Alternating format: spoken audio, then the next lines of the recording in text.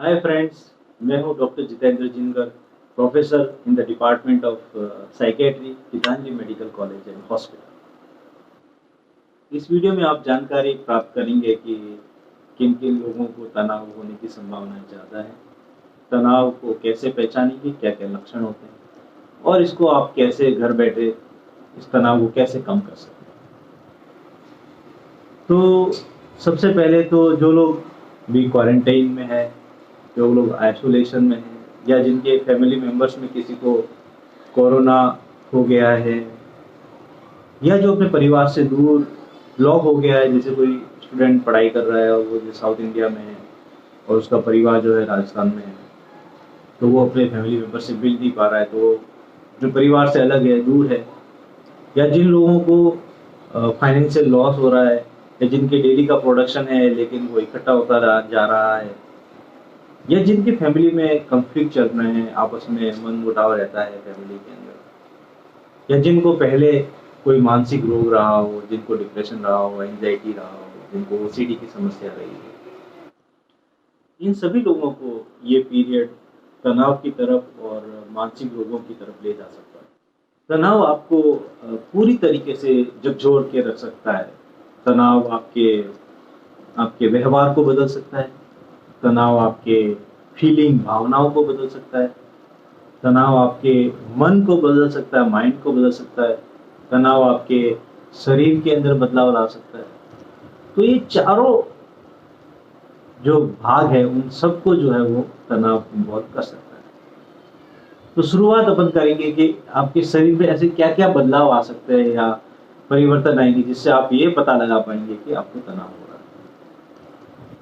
आपके हाथ पांव ठंडे हो सकते हैं, पसीना आ सकता है, आपको ऐसा लगता है जैसे आपको सांस खींच खींच के लेना पड़ता है, आपको हेडेक हो सकता है, आपको बॉडी एक हो सकता है, मुंह सूख सकता है, आपको धड़कन बढ़ी हुई महसूस हो सकती है, आपको जीआई अपसेट हो सकता है, कभी आपको कॉन्स्टिपेशन होए, कभी आपको लूज मोशन हो सकता है। ये तो आपके शरीर में क्या क्या बदलाव आ सकते हैं। दूसरा, आपकी मनोस्थिति में क्या क्या बदलाव आ सकते हैं। आप बहुत ज्यादा चिंताग्रस्त रहेंगे, आप एक ही तरीके के विचार जो है वो आपके दिमाग में घूमते रहेंगे। आप कोई भी अगर काम करने के लिए निकले तो आपकी कंसंट्रेशन में कमी हो सकती है।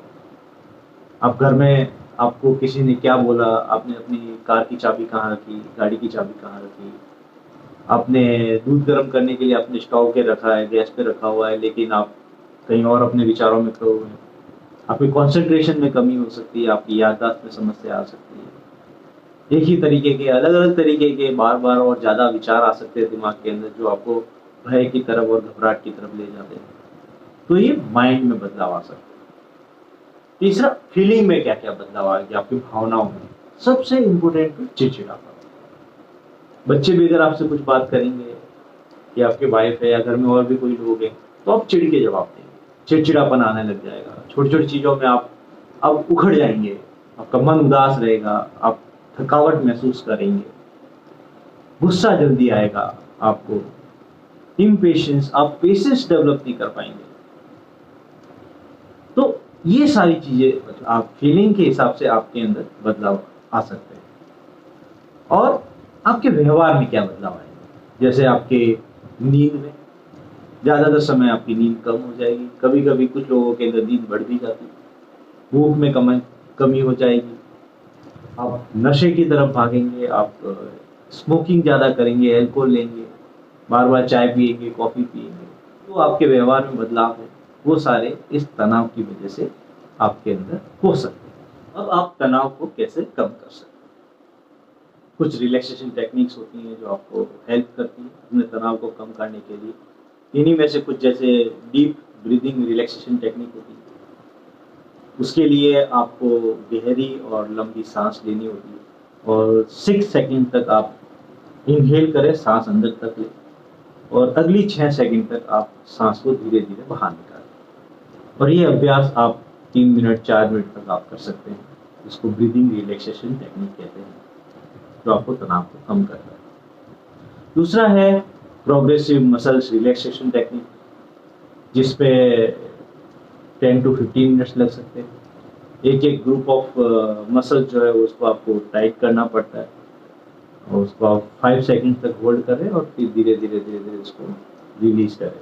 इसके लिए यूट्यूब पे बहुत सारे वीडियोस अवेलेबल हैं। मैं अगर इसको एक्सप्लेन करूंगा तो मुझे 15 मिनट्स लग जाएंगे। फिर है फिजिकल एक्सरसाइज। जरूरी नहीं है, अभी आप जैसे जिम बंद है, आप बाहर नहीं जा सकते, जरूरी नहीं है कि हम आप बाहर जाएंगे तो ही फिजिकल एक्सरसाइज हो सकती है। फिजिकल एक्सरसाइज आप घर पे भी कर सकते हैं, आप एरोबिक्स कर सकते हैं, आप स्किपिंग कर सकते हैं, आप योग प्राणायाम कर सकते हैं, आप अनुलोम विलोम, भस्त्रिका, भ्रामरी, कपालभाति कर सकते हैं। इससे भी आपकी इम्यूनिटी अच्छी हो जाएगी।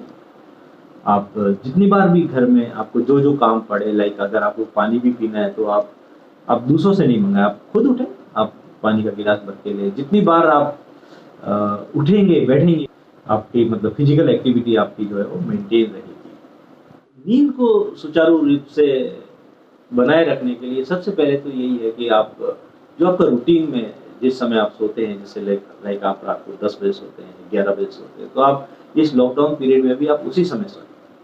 जिस समय आप उठते हैं, लाइक सुबह 6 बजे उठते हैं, 7 बजे उठते हैं या 5 बजे उठते हैं, आप उसी समय उठने की आदत डालें।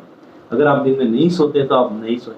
आप फिर भी अगर आपको समस्याएं रहती है नींद में, आप सुबह उठें, उठ करके और आप खिड़की में, आप अपनी बालकनी में जाएं और धूप का सेवन करें। सुबह जो ठंडी धूप होती है उसमें आप 15 मिनट 20 मिनट तक आप धूप में रहें।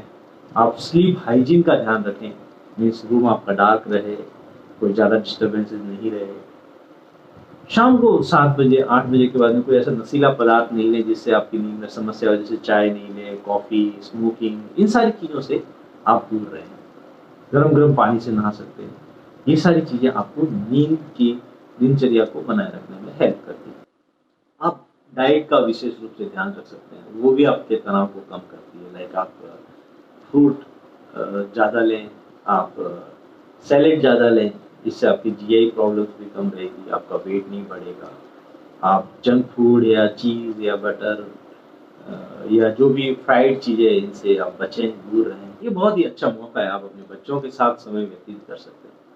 उनके साथ खेलें, उनके साथ स्केचिंग करें, उनके साथ कैरम बोर्ड, लूडो, बहुत सारी आजकल तो गेम्स हैं, इंडोर गेम्स, जो कि आप अपने बच्चों के साथ में खेल सकते हैं। उनको सिखाएँ कुछ। आपको अगर आपकी कोई हॉबीज़ हैं, लाइक आपको आपकी फ़ोटोग्राफ़ी की हॉबी है या आपकी पेंटिंग की हॉबी है, तो आप बच्चों को पेंटिंग सिखाएँ, कलर सिखाएँ।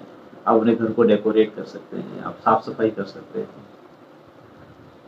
और दूसरा, आप हाउसहोल्ड एक्टिविटी में इन्वॉल्व हो सकते हैं, जैसे कि आप अपनी वाइफ की हेल्प कर सकते हैं, आप झाड़ू पोछा, बर्तन कर सकते हैं, आप हेल्प कर सकते हैं, सब्जी काट सकते हैं, आप उनके साथ में नई-नई रेसिपीज़ आप ट्राई कर सकते हैं, कुछ और आप उससे उनको भी हेल्प हो जाएगी और लाइक आप भी कुछ सीखेंगे और आपको भी, आपका भी मन अच्छा रहेगा, आप इन्वॉल्व रहेंगे। दूसरा है हॉबीज़। हॉबीज़ जो भी आपकी रही, इतने टाइम से आप हमेशा अपने आप को कोसते रहते हैं कि मेरे पास समय ही नहीं है, मैं हॉबी को कैसे ज़िंदा रखूँ?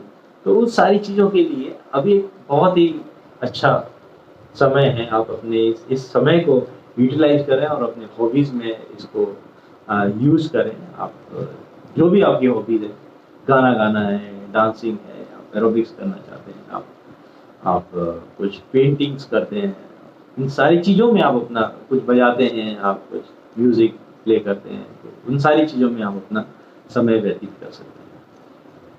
और मोस्ट इम्पोर्टेंट, जितना दुःख है आपके अंदर या जितना तनाव है आपके अंदर, आप तनाव जितना बाँटेंगे उतना ही तनाव और दुःख जो है वो कम होगा, और खुशियाँ जितनी बाँटेंगे उतनी ही बढ़ेगी। तो आप अपने क्लोज़ वन के पास रहें। आप परिवार में 5 लोग हैं, साथ में बैठ के खाएँ। शाम को, सुबह आप साथ में बैठ के टीवी देखें, ना कि आप अकेले अपने कमरे में जाकर के और आप लेटे हुए हैं, कुछ कर भी नहीं है, विचारों में खोए हुए हो। इन सारी चीज़ों से आप दूरी बनाए रखें। आप हमेशा लोगों के बीच में, अपने घर वालों के बीच में साथ में रहें, उससे आपको बहुत फ़ायदा मिलेगा। जो भी आपको भय है, डर है, उनके साथ में डिस्कस करें।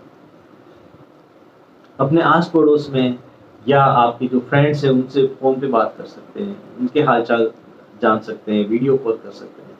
उससे भी आप अपने आप को जो है वो कॉन्फिडेंट फ़ील करेंगे। लगेगा कि नहीं, आप नहीं, आपके साथ में बहुत सारे लोग हैं, सभी लोग जो हैं वो आप ही की तरह लॉकडाउन में हैं। इस मतलब एक महामारी से जूझ रहे हैं, इससे लड़ रहे हैं। और एक एक और बहुत अच्छी बात ये है कि आप हमेशा पॉजिटिव न्यूज़ के ऊपर ज़्यादा फ़ोकस करें। लाइक जो व्हाट्सएप पे मैसेज सर्कुलेट होते हैं, उनमें भी जो पॉजिटिव मैसेज है उनको पढ़ें, जो नेगेटिव मैसेज है, हिंसा वाले मैसेज हैं या बीमारी को के बारे में अलग-अलग तरीके के सुझाव दिए हुए होते हैं या अलग-अलग तरह के डरावने वीडियोज़ होते हैं या भय पैदा करने वाले वीडियोज़ होते हैं, उनसे आप दूरी बना के वो आप नहीं देखें। आजकल तो एंटरटेनमेंट के साधन इतने सारे हैं, मोबाइल है, टैब है, लैपटॉप है, इंटरनेट की वजह से आप सभी लोग आबाद हैं। आप कोई भी मूवी देख सकते हैं, वीडियोज़ देख सकते हैं, जो आप नई चीज़ सीखना चाहते हैं, वो आजकल यूट्यूब पे अवेलेबल है, वो आप बार-बार देख कर के वो नई चीज़ें सीख सकते हैं। तो अपने आप को बिज़ी रखें। अगर आप वर्क फ्रॉम होम कर रहे हैं या लाइक आप टीचर हैं, अगर आप डॉक्टर हैं, जो भी आप सेवाएँ आप दे सकते हैं अपने मरीज़ों को, अपने स्टूडेंट्स को, तो आप लाइक ऑनलाइन के माध्यम से दे सकते हैं। वैसे मैं भी इन ऑन इस फ़ेज़ के अंदर कोविड-19 के फ़ेज़ में मैं आजकल पूरे दिन में कम से कम 30 टू 40 कॉल आती हैं, उनकी डिटेल में डिस्कशन होता है मेरा उनसे, उनके लक्षणों के बारे में, उनकी बीमारियों के बारे में और जो भी मैं उनकी हेल्प कर सकता हूँ, मैं करता हूँ। एक बहुत ही महत्वपूर्ण बात ये है कि ये जो भी चल रहा है पिछले 20 दिन से या 1 महीने से और आने वाले 1 महीने या 2 महीने चलेगा, ये सब टेम्परेरी है। ये कोई परमानेंट चीज़ नहीं है, ये टेम्परेरी है, आई है, चली जाएगी। सुनामी भी आई थी, चली गई। कभी-कभार अर्थक्वेक भी आता है, चला जाता है। टेम्परेरी होता है कि उससे नुकसान होता है। सिमिलरली कोविड-19 से भी नुकसान होगा। लेकिन जान-माल की हानि ज़्यादा ना हो, बस यही अपने दिमाग में रहे। तो ये एक टेम्परेरी फ़ेज़ है जो कि समय के साथ चला जाए। और आखिर में घर पर रहें और सुरक्षित रहें। Thank you.